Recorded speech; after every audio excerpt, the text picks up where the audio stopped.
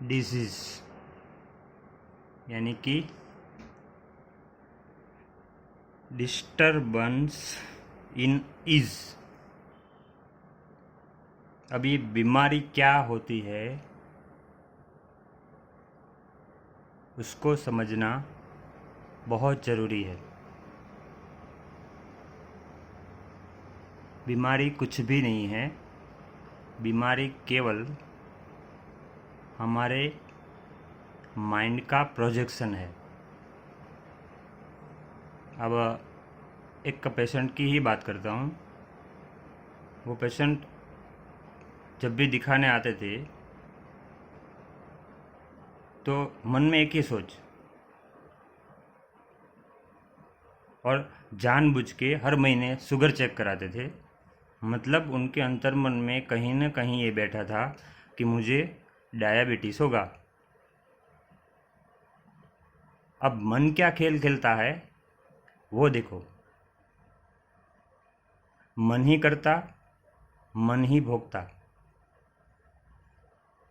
वेद जो साक्षात परमात्मा की वाणी है उसमें कोई मिलावट नहीं है। अगर आप वो विज्ञान समझ गए कि साधना करते करते विचार शून्यता आ जाए, लेकिन ये इतना आसान नहीं है, क्योंकि मन का खेल देखो आप ज़रा बारीकी से गौर करना। आप मन क्या खेल खेलता है। अगर मैं कहूँ वैज्ञानिक भाषा से, तो जो सूत्र दिया था अल्बर्ट आइंस्टाइन ने कि E is equal to mc², मतलब हुआ कि emotion create vibration surrounding you and this emotion and project vibration. This vibration convert into physical reality.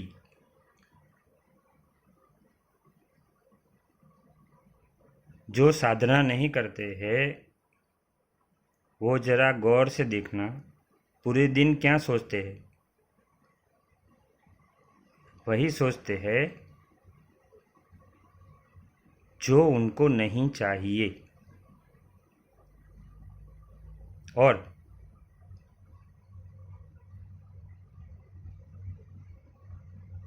सूत्र अनुसार आप वैज्ञानिक रूप से भी समझ जाओ कि जैसी सोच, जैसा भाव,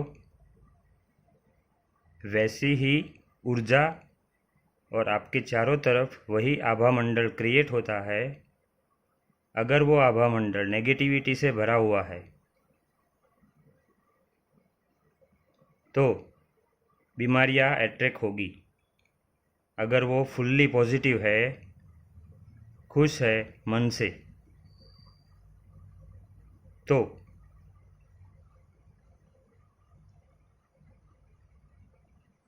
पॉजिटिविटी जो आसपास पैदा होती है वो बीमारी को आपको बीमारी छू भी नहीं पाएगी। लेकिन मन का नियंत्रण संचित कर्मों के हाथ में है जो जन्मों जन्म से हम पैदा करते हैं। ये लेक्चर मैं इसलिए देना चाहता हूँ कि आपके अंदर इतनी शक्तियाँ है जिसको जगाने की बजाय मैं गरीब हूँ, मैं कहाँ से पैसे लाऊं, मैं कैसे अपना इलाज कराऊं। अगर वही व्यक्ति एक प्रबल भाव से सोचना चालू कर दे कि मैं तो बिल्कुल स्वस्थ हूँ, मुझे दवाई खाने की भी ज़रूरत नहीं है, वो व्यक्ति कभी बीमार नहीं पड़ेगा। लेकिन संचित कर्म आपसे सोचवाएंगे कि एक हल्की सी खांसी हुई है तो मुझे टीबी हो जाएगी, या फिर बारिश में भीगूंगा तो मुझे एलर्जी हो जाएगी। आपको पता नहीं है, ये जो हम देखते हैं वो हमारा स्थूल शरीर है। हम शरीर नहीं है, शरीर हमारा है। हम मन भी नहीं है, मन हमारा है। मन को, शरीर के एक एक सेल को आदेश दो कि मैं तुमसे प्रेम करता हूँ, और जिस अंग में भी बीमारी है वहाँ पे ध्यान ले जाकर खाली बोलो तो सही, मैं तुमसे बहुत प्रेम करता हूँ। तुम अपना वाइब्रेशन बढ़ाओ ताकि मैं स्वस्थ हूँ। मैं यानी आत्मा। लोगों को मौत से डर लगता है, लेकिन मृत्यु नाम की कोई चीज़ है ही नहीं। बस इतना आप समझ लोगे कि स्थूल शरीर पंच महाभूत से बना हुआ है। जब वो सड़ेगा या उसको जलाएगा तो वही शरीर पंच महाभूत में विलीन हो जाएगा। लेकिन आत्मा कभी मरती नहीं है, ये सबको मालूम है। फिर भी नेगेटिविटी पाले रखते हैं। और अक्सर आप देखना, मन वही सोचता है जो हमको नहीं चाहिए। जैसे बीमारी ठीक होने के बाद पेशेंट को वापस वो लक्षण पैदा होते हैं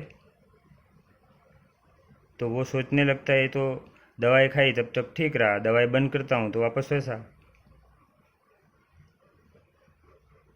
लेकिन वो ये नहीं जानते हैं कि वैज्ञानिकों ने ये साबित कर दिया है कि हमारा पाचन तंत्र उसी खाने को पचने में मदद करेगा जो हमारी बर्थ डेट है उससे 10,000 साल पहले हमारे पूर्वज जो खाना खाते थे उसी खाने को पचने में हमारा पाचन तंत्र समर्थ होगा। इसलिए उपवास का ज़्यादा जोर दिया गया है। उपवास यानी केवल पानी पे रहना, कच्चा खाना। लेकिन लोग उपवास में उल्टा ज़्यादा खाते हैं। इसलिए ज़रा गौर से समझो कि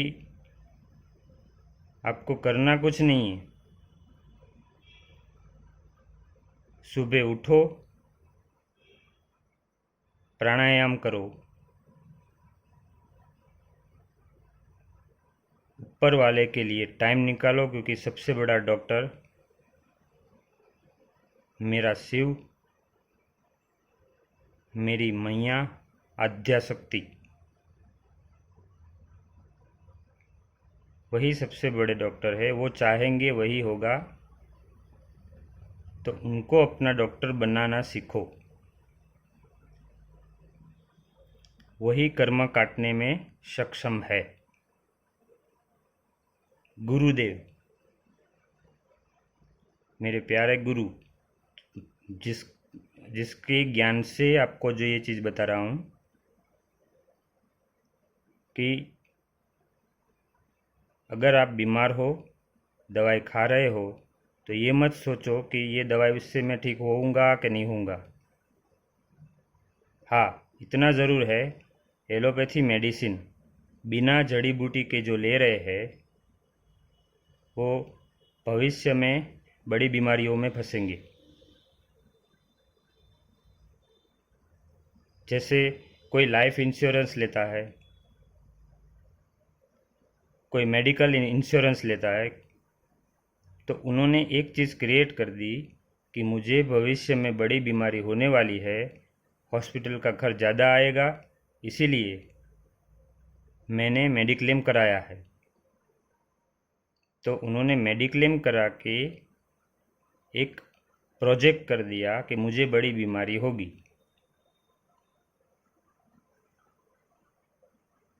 और फिर वो बड़ी बीमारी का इलाज एलोपैथ में है ही नहीं।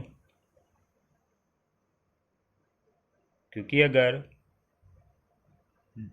10,000 साल पहले के हमारे पूर्वज वाला खाना हमारा पाचन तंत्र पचाने में असक्षम है, तो ये केमिकल पेट में जाके पहले पचेगा, फिर आपको असर दिखाएगा ना। तो वो केमिकल को पचाने में आपके लीवर की और किडनी की या आंतों की क्या हालत होती होगी, वो सोचा है कभी आपने? हमारा प्राण शरीर, मन शरीर, ज्ञान शरीर, आनंद शरीर, इनको कैसे पुष्ट करना है, सोचा है आपने? नहीं। इसीलिए दिन में 100 पूरे सांस लेने की आदत डालो। जब सांस अंदर जाए, भाव पैदा करो, परमात्मा परमेश्वरी की शक्ति का प्रवेश शरीर में, और जब सांस निकालो तो भाव पैदा करो कि परमात्मा परमेश्वरी की शक्ति से मैं संपूर्ण स्वस्थ हूँ। कोई भी कार्य करो, फील करो, महसूस करो, जो आपको चाहिए वो मिल गया है। इसलिए बीमारी ठीक होने के बाद आपको रेगुलर पाचन की गोली लेनी बहुत ज़रूरी है। आंतों को जगह पे रखना ज़रूरी है।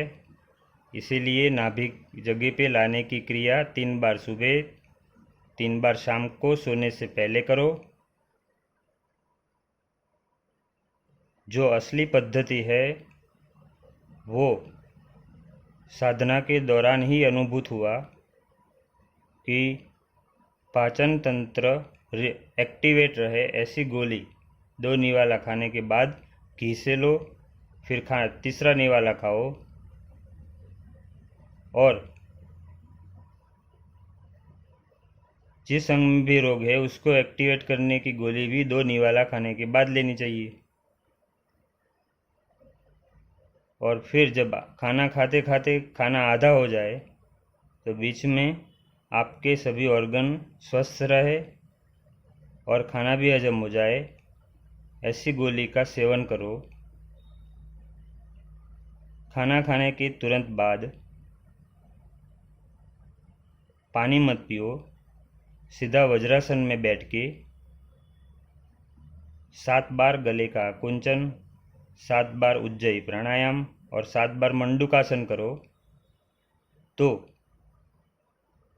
आप कभी बीमार पड़ोगे ही नहीं।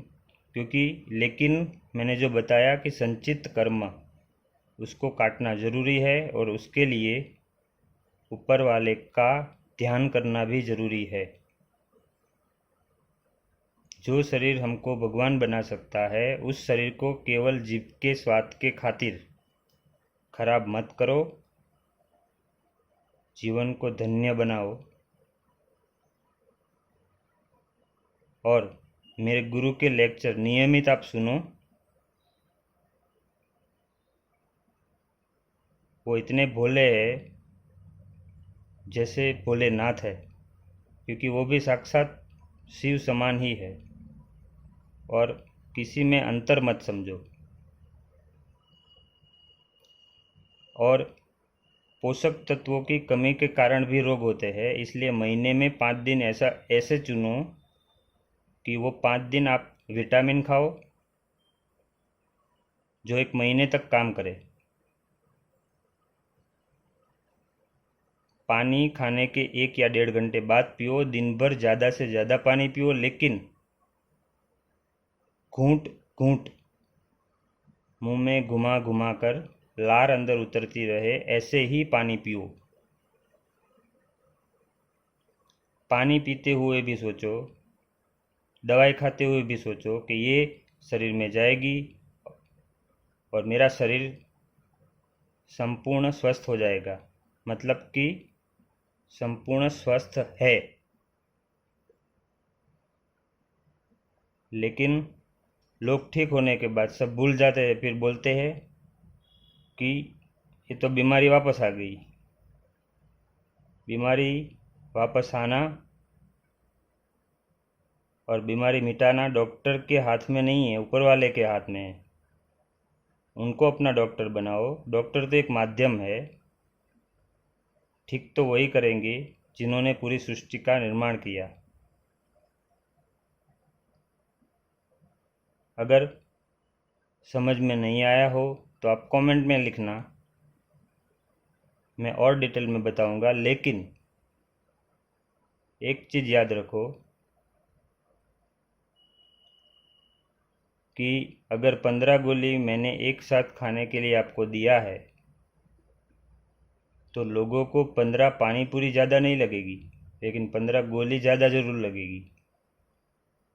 लेकिन वो ये नहीं जानते कि वो 15 गोली भी एक तरह का खाना ही है, जड़ी बूटियाँ है। और बोलते हैं कि कहीं भी मुझे इतनी सारी जड़ी बूटियों से नुकसान तो नहीं होगा ना। 20 पानी पूरी खाते हो तब क्यों नहीं सोचते हो कि 20 पानी पूरी तो बहुत ज़्यादा है, इतना नहीं, इतना खाकर तो मैं बीमार पड़ जाऊंगा। नहीं, तब वो तो चटाके लेके खाते हो। अब बासी खाना खाने के लिए 2-2 घंटा होटल में वेट करते हो, लेकिन यहाँ पे आधा घंटा भी ज़्यादा लगता है आपको। बाहर बैठे बैठे बोलते हैं कि इतनी देर में तो ऑपरेशन हो जाता है। अरे भैया, मेरा भी घर है, मेरा भी परिवार है, मुझे भी घर जाना होता है। इसलिए थोड़ा समझो आप। इसलिए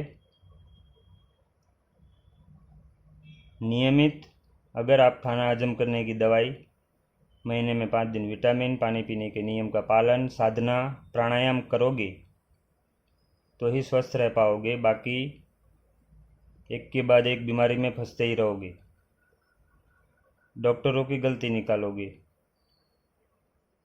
हाँ, एलोपैथिक की गलती है कि बोतल वगैरह नहीं चढ़ाना चाहिए। अगर 2-3 दिन ज़्यादा बुखार रह गया शरीर में तो उससे क्यों डरते हो? बीमारी के साथ लड़ने का जज्बा पैदा करो। ओम नमः शिवाय। धन्यवाद।